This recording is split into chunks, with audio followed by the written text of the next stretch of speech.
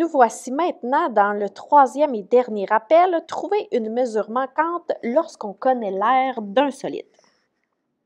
J'ai 5 étapes à suivre. Première étape, c'est déterminer le type de solide. Donc, on le regarde et on trouve c'est quoi. Dans ce cas-ci, je suis en présence d'un cylindre. Lorsque c'est fait, on va trouver la formule dont il est question. Dans ce cas-ci, on me parle d'air total. Donc, je vais aller sur ma feuille aide-mémoire trouver la formule d'air total du cylindre. L'air total du cylindre est 2 pi R2 plus 2 pi RH. Lorsque ma formule est écrite, je viens remplacer toutes les données qui sont connues et je vais essayer de n'avoir qu'un seul inconnu. Donc, AT, il est connu, c'est 445. 2 pi, le rayon, il n'est pas écrit, mais je le connais. J'ai le diamètre, donc le rayon, c'est la moitié du diamètre. Donc, mon rayon sera le diamètre divisé par 2, c'est-à-dire 10 divisé par 2, donc j'ai un rayon de 5 cm.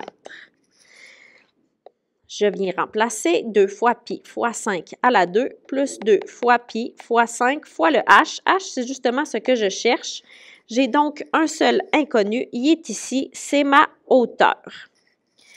Par la suite, je vais calculer tout ce que je suis capable de calculer sur ma calculatrice. Donc, à gauche de mon égal, j'ai mon 445 qui va rester 445.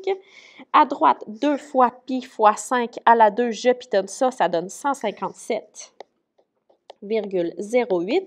Et 2 fois pi fois 5, je peux les réunir. 2 fois pi fois 5, ça donne 31,42. Fois le h, donc fois mon inconnu. Certaines personnes pourraient être tentées ici d'additionner les deux chiffres, le 157 et le 31, mais attention, vous ne pouvez pas. J'ai une première partie ici, qui est un terme constant, et j'ai une deuxième partie ici, qui est un terme en H. J'ai une variable. Ce ne sont donc pas des termes semblables. Je ne peux donc pas les additionner. Lorsque ça c'est fait, je viens m'occuper d'isoler ma variable. Donc, lorsqu'on isole, on sait que le égal reste toujours au même endroit. Et on suit notre paie de masse à l'envers. Donc, je vais venir enlever les additions et les soustractions pour commencer. Dans ce cas-ci, le plus 157, je vais faire moins 157,08 des deux côtés. J'obtiens donc 287 et 92. Qui est égal, moins égal reste au même endroit. 157 moins 157, ça donne 0. Il me reste donc 31,42 fois le h. Je dois enlever une multiplication, donc je vais diviser, toujours l'opération inverse. Je divise des deux côtés et j'obtiens 9,16 qui est égal à mon h. J'écris ma réponse. La hauteur est égale à 9,16 cm.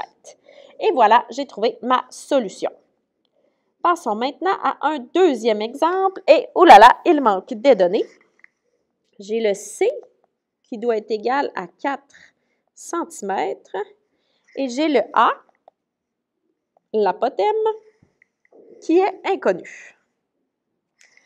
Donc, allons voir quelle sorte de solide est-ce. C'est un prisme à base hexagonale.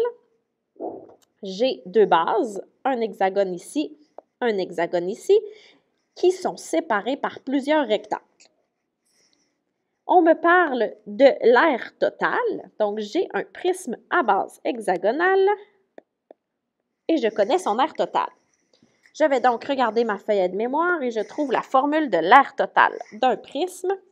Ce sera 2 fois l'aire de la base plus l'aire latérale.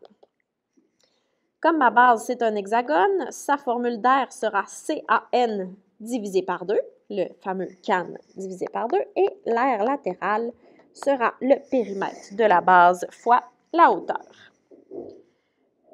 Lorsque c'est fait, je viens remplacer toutes mes données connues. L'aire totale, elle est de 264. Le 2 divisé par 2, ça s'annule. Le C, c'est la mesure d'un côté de l'hexagone, il mesure 4. Le A, c'est ce que je cherche. Le N, c'est le nombre de côtés. J'ai donc 6 côtés parce que c'est un hexagone. Le périmètre de la base, quant à lui, j'ai 6 côtés qui mesurent chacun 4 cm. Donc, 6 x 4. C'est un tout, je mets ma parenthèse, fois la hauteur, elle est de 8. Ça, c'est indiqué dans mon problème. C'est indiqué juste ici, hauteur de 8. Je calcule tout ce que je peux. Donc, 4 fois 6, ça va donner 24 fois le A. Et 6 fois 4 fois 8, 192. Je suis prête à isoler. Mon égal, on sait qu'il ne changera pas d'endroit. Et j'isole. Je vais enlever le plus 192 en faisant moins 192 des deux côtés. Encore une fois, là, je n'ai pas additionné le 24 et le 192 parce que j'ai un terme en A et un terme constant. Ce ne sont pas des termes semblables, je ne peux pas les additionner. Si je fais mon moins 192, j'obtiens 72 qui est égal à 24 fois le A. Je divise par 24 pour enlever le fois 24 et j'obtiens 3 est égal à A. J'ai donc une apothème de 3 cm.